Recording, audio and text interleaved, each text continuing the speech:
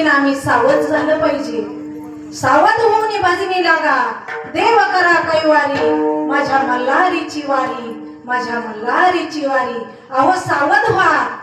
अहो देव सावध झालेत, तुम्ही आम्ही का सावध नाही व्हावं? माझ्या पार्वती मातेला सावध कुणी केले? नारद मुनीने सावध केले. नारद मुनीने असं सावध केले. नारद मुनी आले, पार्वती आई साहेबाला म्हणले, पार्वती आई साहेब, भगवंत काय करतात? एवढं नामस्मरण करतात की समाधी अवस्थेत एवढे दिवस असतात. तुम्हाला काही सांगितलं का भगवंतानं कुणाचं नामस्मरण करतात? काही सांगितलं का तुम्हाला? म्हणले नाही सांगितलं. नारदा, मला नाही सांगितलं त्यांनी. रामकृष्ण हरी मंत्राची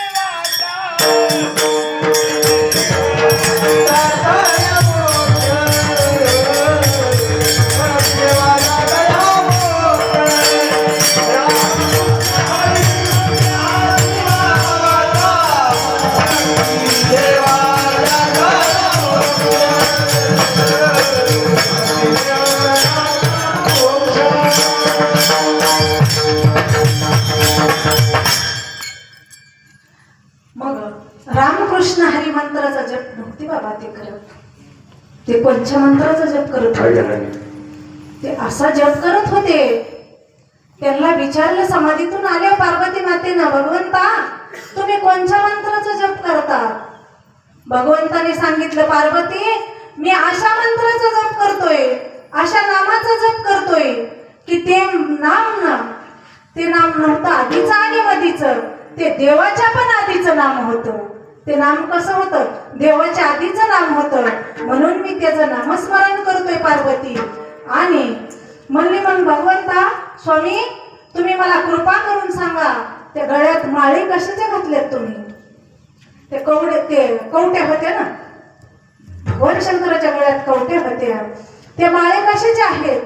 त्यावेळेस सांगितलं, पार्वती जेवढे वेळेस तुझा मृत्यू झालाय तेवढ्या वेळेस मी काय केलेलं आहे, ज्यावेळेस मृत्यू होईल त्यावेळेस तुझी एक कवटी मी माझ्या गळ्यात बांधली. कशासाठी? आठवण म्हणून गळ्यात बांधलेली आहे.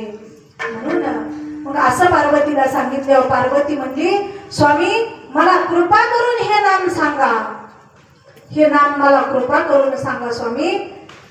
भगवान शंकर म्हणतात, पार्वती हे नाम तुला पेलवायचं नाही, नको घेऊ पार्वती. स्त्री हट्ट, बाल हट्ट हे कधीच कुणाला चुकलेलं नाही, देवाला चुकलं नाही. भाऊ तुम्हाला आम्हाला कसा चुकल? आपल्याला पण स्त्रीचा हट्ट पूर्णच करावा लागेल. पण कोणचा हट्ट पूर्ण करायचा? स्त्रीचा पण. स्त्रीला पण पार्वती सारखाच हट्ट स्त्रीनं धरला पाहिजे, तो हट्ट पूर्ण करायचा. नाहीतर त्या म्हणते आज आम्हाला 1 तोळा सोनं घ्या, आपल्याच्याने हट्ट पूर्ण करून होईल का? नाही वाटणार. सोनं महाग झालंय तेवढं, कसं काय घ्यावं 1 तोळा सोनं? पैसे असले तर जरूर घ्या, पण पैसे जर नसतील तर हट्ट करू नका. का? तर हट्ट एकच करा, भगवंताच्या नामाचा हट्ट करा. जसं त्या चुडालया राणीनं आणि शिकीध्वज राजाने, चुडालया राणीनं शिकीध्वज राजाकडे काय हट्ट केला होता? चुडालया ग्रंथामध्ये सांगतात, त्यांची कथा भरपूर मोठी आहे. चुडालया राणी म्हणायची, भगवंता मी एवढी तुझी सेवा करते, पण माझ्या सेवेला फळ काही नाही. माझी सेवा काय निष्फळ ठरती का? भगवंता माझी सेवा काय तुला आवडत नाही का? मी ही सेवा करते, तुला आवडत नाही का देवा? का माझ्या पतीला तू ब्रह्मज्ञान त्याला घ्यायची का तू इच्छा करीनास? त्याला का इच्छा होय नाही? ब्रह्मज्ञान करून घ्यावं, आपल्या जीवाची सोडवणूक करून घ्यावं, का त्याला इच्छा होय नाही? असा हट्ट पत्नीचा असावं पतीला. आणि मग ते पती आपला हट्ट पूर्ण करत असतात. प्रत्येक स्त्रीला तसाच तिनं हट्ट जर केला तर स्त्री कशी आहे सांगू का?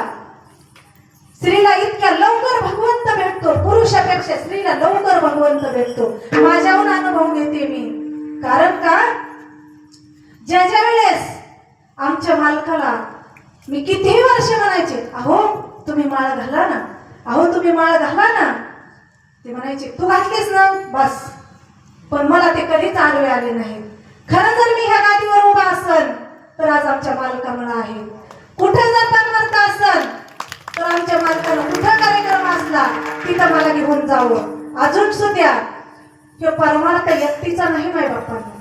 पुरुषाची जर स्त्रीला साथ असेल तर स्त्री परमार्थात जायला स्त्री कोणत्या कामाला ती मागं सरत नाही. ती एक झाशीची राणी आहे, ती एक आदिमाया शक्ती आहे, तिच्याकडे सगळ्या शक्ती आहेत.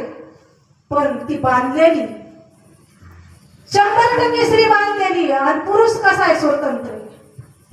पुरुषाला काही करायचं असेल तर ते स्वतंत्र करू शकतो, पण महिला स्वतंत्र करू शकत नाही. का? 50% घरच्या लोकांना बांधलेली असती, ती 50% मनाने बांधलेली असती आणि 50% समाजाने बांधलेली असती. बाहेर जर गेले मी परमार्थ जर करायला लागले तर मला कुणी नाव ठेवीन का? मला कुणी घरातले माणसं नाव ठेवतील का? परमार्थ करायला जर अडचण आधी कुठून येत असेल तर घरातून अडचण येत असती.